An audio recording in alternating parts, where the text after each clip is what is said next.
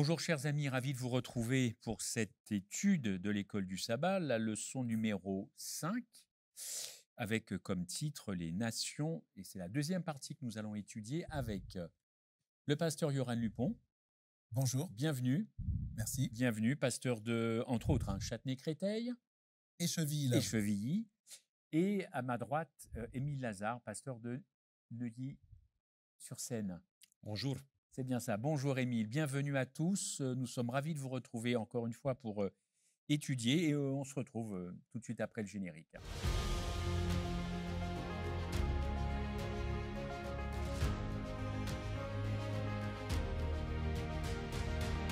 Eh bien, nous voici de nouveau tous ensemble pour cette leçon intitulée, comme je vous le disais, les nations. Les nations. Je vais demander tout simplement, avant de commencer, à Émile Lazare de bien vouloir nous conduire dans la prière. Seigneur, nous voulons te remercier parce qu'on a de nouveau le privilège de nous réunir autour de ta parole. Et nous savons, Seigneur, que c'est par ton Saint-Esprit que tu vas nous guider aujourd'hui. Donc, nous te demandons, Seigneur, de nous conduire dans le débat de cette étude, mais aussi nous te prions pour toutes les personnes qui regardent cette étude et qui s'interrogent par rapport à toi, d'ouvrir leur cœur à toi. Au nom de Jésus, Amen. Amen. Alors, chers amis, j'espère que vous avez vos Bibles, vous avez de quoi noter, un petit bloc-notes, un stylo, parce qu'il y aura évidemment beaucoup de choses à dire. C'est une leçon assez riche. Nous sommes donc toujours dans les allusions, images et symboles prophétiques. Et alors, je vous invite à prendre le premier texte, une sorte de texte référence. Je vais peut-être demander à Yoran, le psaume 46, 10, et je demanderai ensuite à Émile de rentrer dans le vif du sujet avec un autre verset. Alors, on commence avec le psaume 46 au verset 10.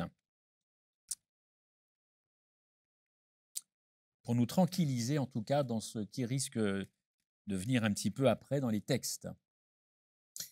Il fait cesser les guerres jusqu'aux extrémités de la terre, il brise l'arc, il rompt la lance, il met le feu au char. Psaume 46, 10, on est d'accord? Oui. J'ai une version Darby qui est tout autre, en tout cas dans la version à mémoriser. Est-ce qu'on peut la lire? Tenez-vous tranquille et sachez que je suis Dieu, je serai exalté parmi les nations et je serai exalté sur la terre. Alors c'est le verset 11 pour nous. Voilà, très bien. Pour ça. Donc c'est pour ça D'où qu'il y a un le décalage. Je me disais. Voilà. Tenez-vous tranquille, je suis Dieu, c'est moi, pas de panique, C'est ce qu'on peut retenir. Bon, alors rentrons dans le vif du sujet avec ce fameux tout premier commandement. Est-ce que, Émile, tu peux lire Genèse 2? On va aller directement au verset 17 pour gagner un peu de temps. Mais tu ne mangeras pas de l'arbre de la connaissance du bien et du mal, car le jour où tu en mangeras, tu mourras. Voilà, c'est très clair. Alors, j'ai une question à vous poser. N'hésitez pas à réagir, évidemment. S'agissait-il simplement, uniquement, d'interdire une connaissance dans ce fameux jardin d'Éden, Yoran, puisqu'il est question de connaissance? Alors, je vais essayer de répondre rapidement et en même temps donnant des éléments. Bon, je pense que il ne faut pas raisonner, je pense, en termes d'interdiction. Je pense qu'il s'agit d'une loi rudimentaire de Dieu, de premier rudiment de la loi de Dieu, parce qu'il ne faut pas oublier que l'être humain, bien qu'étant adulte, est un bébé spirituel. Il en est à son b.a.-ba. Et il est aussi neutre. C'est-à-dire que lorsque Dieu le crée, il ne penche ni d'un côté ni de l'autre, ni du côté du mal, ni du côté du bien. C'est un être parfait, bien sûr, mais ce premier rudiment de loi de Dieu a pour objectif de faire un premier pas dans une direction. Et donc, l'idée ici, c'était de faire un premier pas dans la direction de la confiance en Dieu. Donc, moi, j'aborderais plutôt ça comme ça. C'est pas une interdiction d'une interdiction. Voilà. Pourtant, c'est ce qu'on entend très couramment. Premier ordre, première interdiction, tu ne mangeras pas. C'est quand même assez directif. Tout à fait. Moi, ce que je veux dire, c'est que d'un côté, il y a le bien, d'un côté, il y a le mal, et l'homme doit faire un premier pas dans une direction ou dans une autre. D'accord. C'était l'objectif, à mon sens. Émile. Quand on lit le livre de Genèse, il y a un élément qui qui sort immédiatement dans les premiers chapitres, c'est le fait que l'homme est la créature de Dieu. Et qu'il y a bien sûr un lien d'amour entre Dieu et ses créatures, mais il y a aussi un lien d'obéissance entre l'homme et celui qui l'a créé. Et ici, je vois ce texte comme quelque chose que Dieu nous demande d'écouter pour vivre mieux, pour bénéficier de toutes les choses que j'ai mis autour de vous. Il faudra établir entre vous et moi ce lien d'obéissance. Ce n'est pas une interdiction ici Pure et dure. pour limiter la créativité des êtres humains. On voit que l'homme, il a été placé dans quelque chose, dans un espace merveilleux. C'est le jardin d'Éden. Il a la possibilité, voilà, de manger de tous les arbres qui sont dans le jardin, mais il y a quelque chose que Dieu met comme un test. C'est ça. C'est ça, c'est un test. Un test de Je confiance. veux que toi, tu comprends bien quelle est ta place par D'accord. rapport à moi. Le problème est que l'homme, il a failli. Et avec cette défaillance de l'humanité, on voit la dérive de toutes les nations, on peut dire toute la postérité humaine qui entre dans la dérive. Et c'est le deuxième texte de Psaume chapitre 46, parle du fait que c'est Dieu qui domine maintenant sur les nations malgré la défaillance des humains. Malgré le fait que les humains, à un moment donné, ont choisi de n'obéir pas à Dieu, de créer cet espace extraordinaire que Dieu nous a donné, de le transformer dans un espace de la guerre, dans un espace de la violence, comme c'est présenté dans le psaume 46. Malgré tout ça, Dieu ne nous a pas oubliés.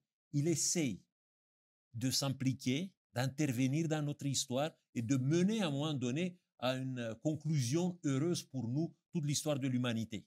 Alors, j'entends bien ce que vous dites. On va juste rester encore un tout petit peu là-dessus, parce que bon, le problème, c'est que tout est parti du Jardin d'Éden, en tout cas sur Terre, et on en connaît malheureusement, évidemment, toutes les conséquences. J'ai une deuxième question qui est un peu subséquente, c'est, en fin de compte, pour savoir ce qu'est le bien, c'est peut-être un peu philo, je ne sais pas, mais pour savoir ce qu'est le bien, faut-il savoir ce qu'est le mal? Car, en effet, on est d'accord que Adam et Ève ne connaissaient que le bien. Le mal, ils ne savaient pas ce que c'était, ils ne l'avaient pas expérimenté. Donc, cette attirance dans cette connaissance du mal, est-ce qu'il faut aujourd'hui, en tout cas, pour faire le bien, savoir ce qu'est le mal? Vous me direz, mais nous connaissons les deux. Alors, comment vous voyez les choses? Est-ce que enfin, si on se met un petit peu dans leur peau? Alors, je pense à la philosophie du yin et du yang, par exemple. N'est-ce pas? Le mal et le bien participent à l'équilibre. On connaît ces philosophies orientales. Ce n'est pas du tout le point de vue de la Bible. Le point de vue de la Bible, c'est que le mal est une anomalie. C'est un problème. D'accord? Donc, le mal n'existait pas. L'expérience du mal n'était pas nécessaire. Pour faire le bien ou pour connaître le bien, on est d'accord. Pour connaître le bien, elle n'était pas nécessaire. Et c'est un peu le sens de ce que je disais tout à l'heure. C'est-à-dire que Dieu, avec cet arbre, invitait l'homme à faire l'expérience du bien. Donc, c'est pour ça que je ne raisonne pas en termes d'interdiction. C'était de faire l'expérience du bien. Et en faisant l'expérience du bien, il allait s'éloigner du mal. Il allait éloigner l'expérience du mal, mais en faisant celle du bien, en allant dans le sens de l'obéissance, de la confiance dont parlait Émile. D'accord. En fait, parce qu'aujourd'hui, il y avait deux voies pour connaître le mal. C'était la voie la plus malheureuse qui a été choisie par Adam et Ève, la désobéissance. Et après, ils se sont rendus immédiatement des conséquences dans leur vie, dans les sentiments, dans les émotions, dans leurs pensées. Qu'est-ce que c'est le mal? Il y a une deuxième voie qui a été montrée par Jésus quand il a résisté au tentateur. Dans les évangiles, on nous dit qu'après le baptême, Jésus, il a été tenté, il a lutté contre le mal et il a gagné par la force du bien. Parce qu'il cite à chaque fois devant le diable qui vient le tenter pour essayer un peu de le faire goûter qu'est-ce que c'est le mal. Jésus montre comment on peut s'opposer au mal et comment on peut connaître le mal d'une manière totalement heureuse. Ça veut dire sans être contaminé par le mal. C'est ça. C'est l'obéissance de Dieu. C'est le fait que tu es lié à Dieu qui te donne la force de dire non au mal, bien sûr en le connaissant, mais en le connaissant de loin. De loin.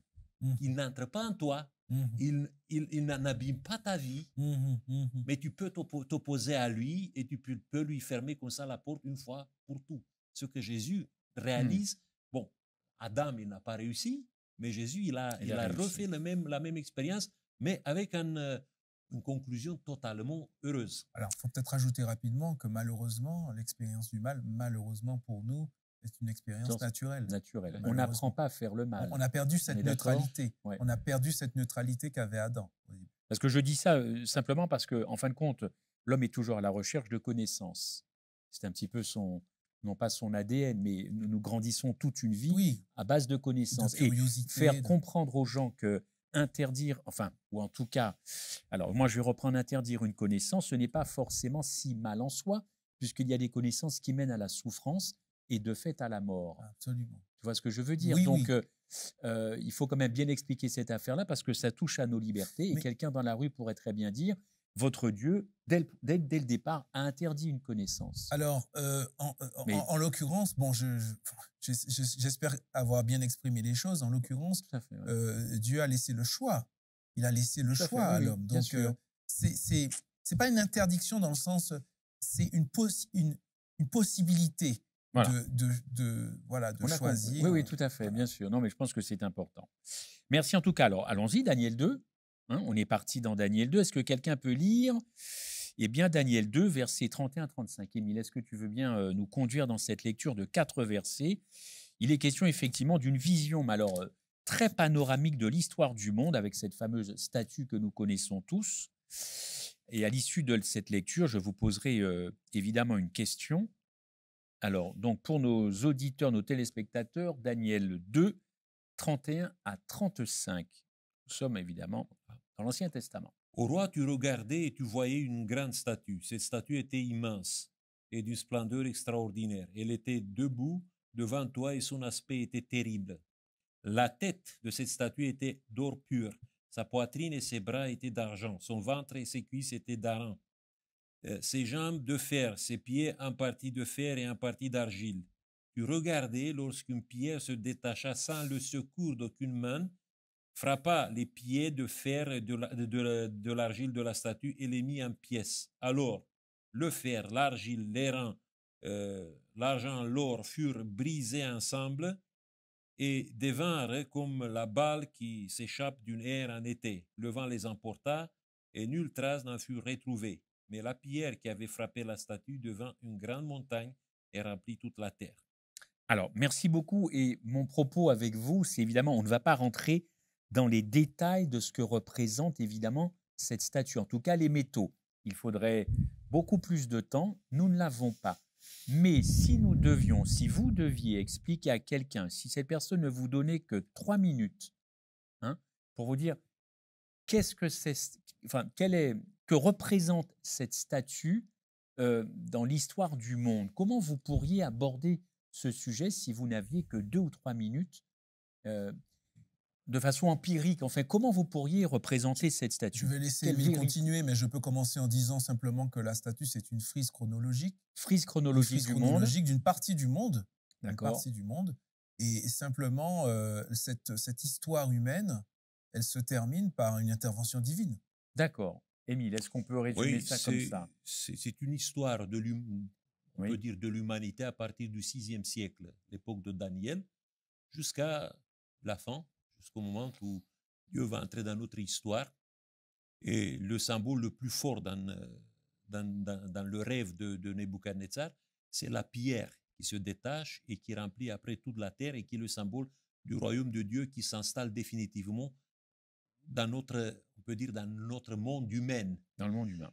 Alors, juste quelque chose par rapport à la pierre, parce qu'on pourrait mal interpréter, parce que c'est vrai que la pierre, elle vient, elle détruit la statue, et il y a une destruction, ça peut faire peur. Mais il faut bien se rappeler que tous ces royaumes qui se succèdent là, au travers de ces différents métaux, ont existé et ont été installés comme tous les royaumes humains dans la violence, dans la domination, dans les souffrances.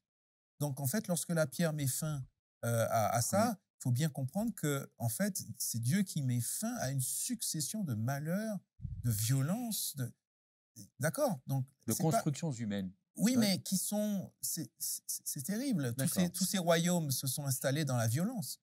Et ont pratiqué la violence. C'est une philosophie de l'histoire originale ici, dans Daniel chapitre 2.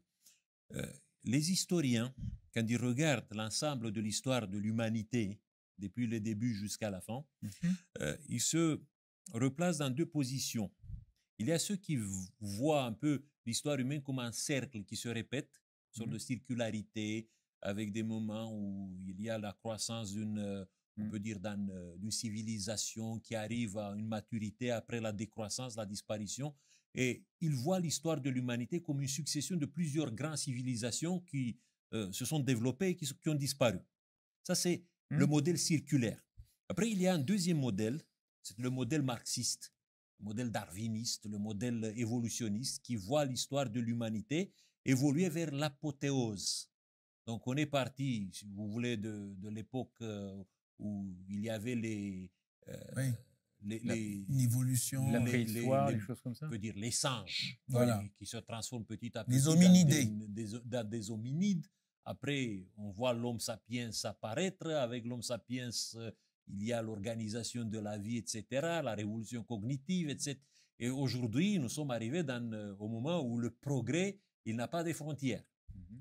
Mais dans la philosophie d'histoire d'ici, on voit que tout part de l'or et on arrive à un moment donné à avoir un élément très fragile qui est...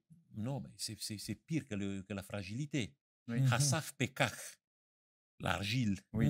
qui est présenté ici en hébreu, c'est un mot qui dit ce sont les restes c'est lui qui fait la poterie, du potier. Vous savez, le potier, des fois, il met dans le four, il met un vase et la vase se brise, se casse parce que le matériel n'a pas été bon. Et ce matériel qui n'a pas été bon s'appelle Hassaf Pekach. Oui, donc de la boue. Ce Hassaf Pekach arrive à un moment donné à entrer dans la dernière phase de l'histoire de l'humanité et qui va pourrir l'histoire de l'humanité. Et que seulement l'intervention de Dieu peut mettre les choses en ordre. Ce que je veux dire, mais cette intervention de Dieu, quand elle arrive, comme tu disais, c'était une intervention sans l'intervention de la main humaine. Sans l'intervention d'aucune main humaine. Très important. Donc il faut en finir avec cette humanité, cette histoire humaine. Alors, c'est pas l'humanité. Non, c'est pas la fin de l'humanité. C'est pas l'homme qui doit finir. J'entends par là, mais c'est le fonctionnement, fonctionnement de l'humanité qui a été inauguré dans le jardin d'Éden avec le premier péché d'Adam. Voilà, c'est la fin de ce monde de péché, en fait. Oui, j'entends bien. Oui, quand je dis humanité, c'est une je voulais dire l'histoire de l'homme. Augmenter, s'amplifier jusqu'à la fin de l'histoire. Et à la fin de l'histoire, s'il n'y a pas l'intervention de Dieu, l'humanité va s'autodétruire. Ça, c'est sûr. On a bien compris, mais pour ne laisser aucune ambiguïté. Non, je ne suis pas Terminator. Il faut juste... Non, je veux dire, l'histoire, cette histoire humaine doit prendre fin, évidemment, pour toutes les raisons que tu as citées. Alors, bon, évidemment, prophétie, fin des temps, événement de la fin, parfois, ce n'est pas du tout audible. Il y a une façon de présenter les choses, vous le savez mieux que quiconque, vous les pasteurs. Ça peut être source d'angoisse, c'est parfois peut-être même chez certains anxiogènes, et on nous livre un verset qui devrait, encore une fois, comment je pourrais dire ça, confirmer, Matthieu 24, 6, et je vous poserai ma question, je vais le lire rapidement, et vous entendrez parler de guerre, de bruit de guerre, car les nations s'élèveront les unes contre les autres, des royaumes, j'avance un petit peu, les royaumes contre les autres royaumes. Il y aura donc des famines, des pestes et des tremblements de terre en divers lieux. Et malgré ça, il nous est dit de nous rassurer, de ne pas avoir peur, car encore une fois, évidemment, Dieu est au contrôle. Qu'est-ce qu'il y a, et c'est ma question, comment je pourrais dire ça, en quoi la connaissance des prophéties bibliques, évidemment correctement interprétées, pas de façon, comment je pourrais dire ça, un peu illuminée, pourrait rassurer le lecteur lambda, accompagné évidemment d'une étude. Mais comment ça pourrait nous rassurer? Parce qu'il y a des prophéties, quand on aborde le sujet, c'est peur, panique. Et au contraire, selon vous, comment on pourrait être rassuré? Est-ce parce que c'est la fin de l'histoire, de l'humanité parce que Dieu est au contrôle? Est-ce qu'on ne va pas payer un peu les pots cassés avant que tout ça se termine? Alors, Yorana. les prophéties sont comme une sorte euh, de feuille de route Hmm. des événements de la fin. Elles ont été données pour ça, pour que tous ceux qui le souhaitent, toutes celles qui le souhaitent et qui veulent étudier puissent avoir des éléments. Le texte dit ici qu'apparemment, on pourrait se tromper, on pourrait s'alarmer. Le texte dit « Gardez-vous de vous alarmer, car cela doit arriver, mais ce ne sera pas encore la fin. » Donc, pour utiliser une image, il y a une dizaine d'années de cela, quand j'ai commencé à utiliser les GPS en voiture, j'ai pris des sorties que je ne devais pas prendre parce que le GPS me disait sortie imminente. Et sauf qu'il disait sortie imminente mais 2 kilomètres avant la sortie. Ouais. Il disait sortie imminente. Et je n'étais pas habitué. Voilà. Les prophéties sont là pour qu'on ne s'alarme pas et qu'on ne prenne pas des sorties avant l'heure. D'accord? Donc, les prophéties doivent être étudiées pour que chaque fois qu'on entend parler de tremblements de terre, de guerre, de bruit de guerre, etc., qu'on ne parte pas dans de l'excitation malsaine, dans une sorte d'effervescence inutile. Hein. D'accord. Pareil, Émile, pas de panique. Oui, je peux juste rappeler un texte biblique qui se trouve dans le dernier livre de la Bible, Apocalypse chapitre 1, le verset 3, qui dit « Heureux ceux qui lisent et ceux qui entendent les paroles de la prophétie et qui gardent les choses qui y sont écrites. » Donc, la prophétie n'a pas été donnée pour nous effrayer. Et quand on lit les prophéties bibliques, surtout Daniel, Apocalypse, qui touchent un peu la partie finale de l'histoire de l'humanité, on voit que l'accent est toujours mis sur l'apothéose de l'œuvre de Dieu. C'est Dieu qui intervient. C'est Dieu qui participe à notre salut. Il ne nous laisse pas, à un moment donné, même si la dérive, on peut dire, de l'humanité nous met en danger, crée un pronostic vital pour toute l'humanité. Non, Dieu, il va intervenir au bon moment. Le problème est que parfois, nous essayons de donner un coup de main à Dieu. Je vous donne un exemple. Il y a beaucoup de chrétiens aujourd'hui qui envisagent un peu l'eschatologie, la fin de l'histoire, comme une sorte d'installation sur la terre d'un millénium où Jésus viendra et en collaboration avec quelques chrétiens, avec des juifs convertis, ils vont installer ici un royaume de paix comme ça. Et maintenant, on voit des politiciens qui croient dans ce type d'interprétation et qui commencent à mettre en place les conditions pour que le millénarisme puisse s'installer sur la terre. Et pour moi, ça sera la plus grande catastrophe qui peut nous arriver dans ce temps-là. D'autant plus qu'il faut laisser Dieu être Dieu jusqu'au bout. Si il y a un salut pour l'humanité, il ne viendra jamais d'un politicien, il ne viendra jamais d'un gouvernement, il ne viendra jamais de quelqu'un qui va venir avec une sorte de message messianique maintenant sur la terre. Le seul qui est le Messie et qui peut délivrer la terre, c'est Jésus et c'est Dieu. D'autant plus que dans les prophéties, j'abonde absolument parce que justement dans les prophéties de Daniel que nous évoquions tout à l'heure, il est bien dit à 2 reprises au moins, sans l'action d'aucune main humaine. Donc là, la prophétie joue son rôle, elle nous renseigne sur comment ça va se passer. Très bien, le parallèle, on continue. Merci encore d'être là. C'est Daniel 7 et cette fois-ci, au lieu d'une statue, c'est une série de nations qui sortent de la mer. Évidemment, conséquence d'un vent agité. Ces nations étaient constamment en guerre. On peut prendre le texte. Je crois que c'est Daniel 7, les 3 premiers versets. On y voit beaucoup de choses. Et on voit Daniel qui observe tout cela. Il voit des bêtes, une bête qui monte de la mer, une bête qui monte de la terre. Donc, il est question. Ici, il y a tous les bêtes sortent de la mer. Oui, c'est de l'agitation de la mer. Tout à fait. Donc, si vous voulez, c'est la même histoire de l'humanité qui est présentée dans le chapitre 2. Tout à fait. Mais cette fois, présentée un prophète juif. Ce n'est pas un roi païen, mais c'est un prophète juif qui comprend très bien.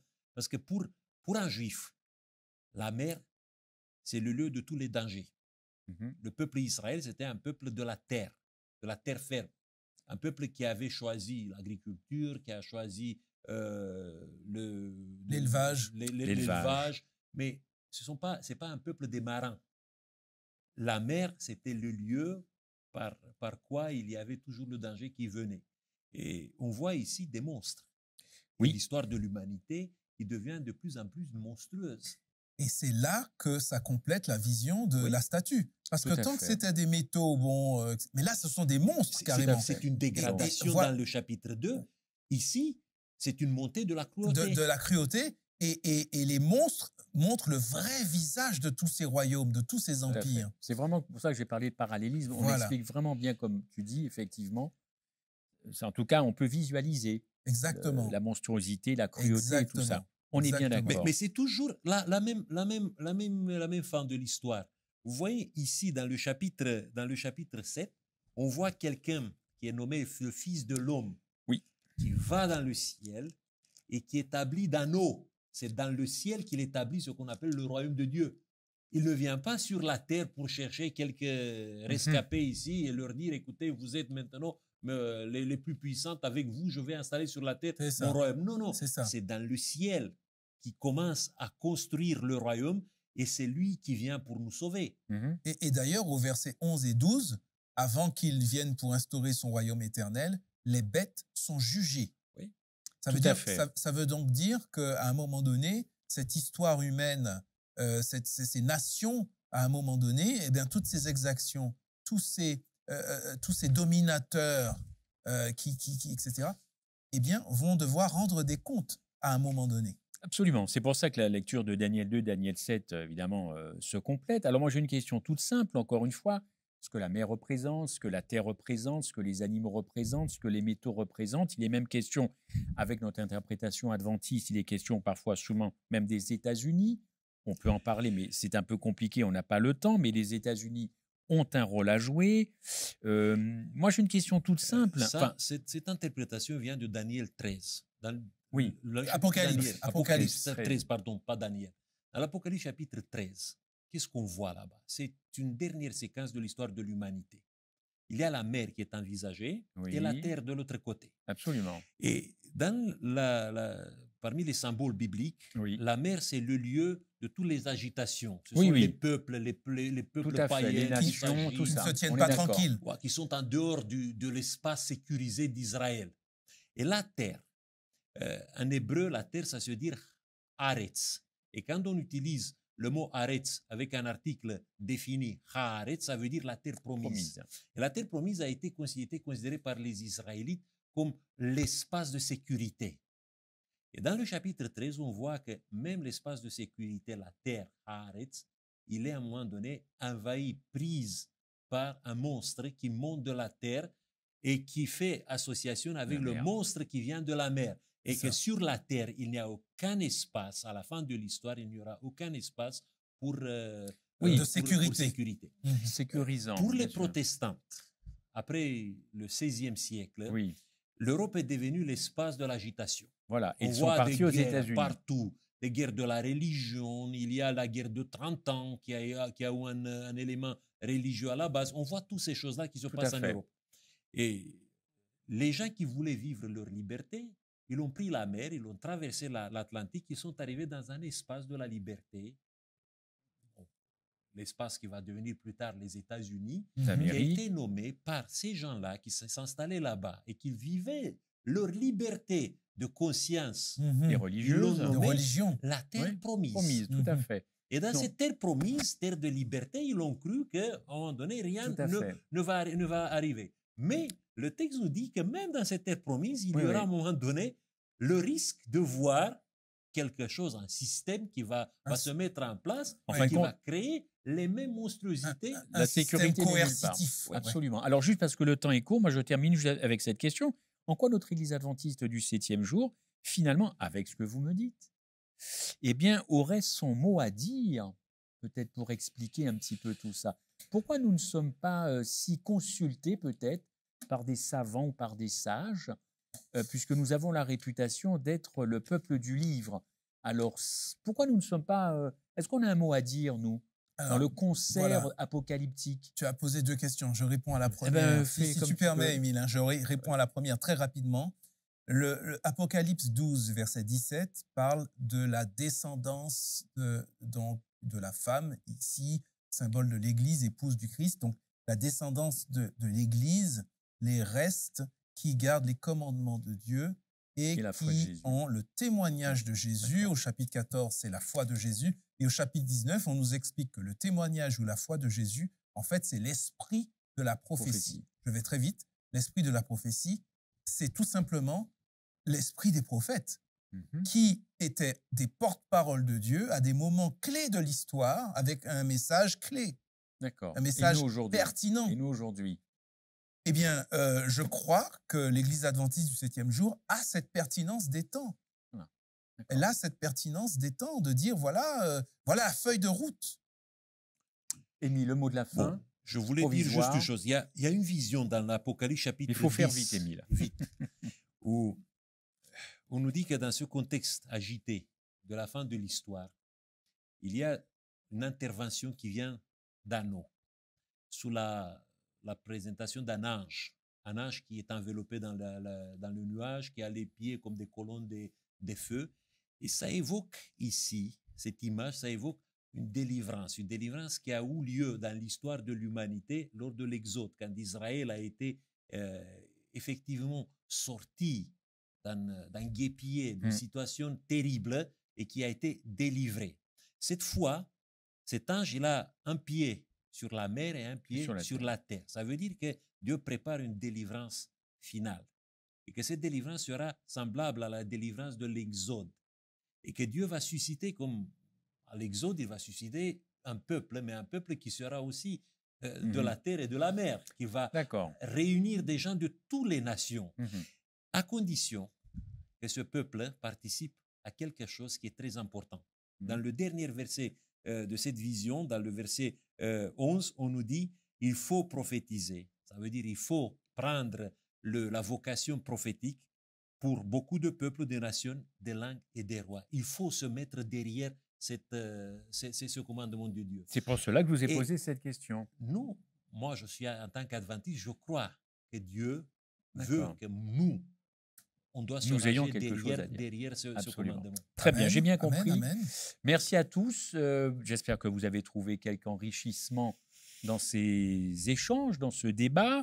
Rendez-vous donc sur la chaîne YouTube de la Fédération France Nord et aussi sur le site monespérance.fr où là, vous pourrez trouver d'autres études bibliques et une Bible gratuite, évidemment, est à votre disposition. Chers amis, bon courage, on tient bon et à très bientôt en tout cas. Merci à vous.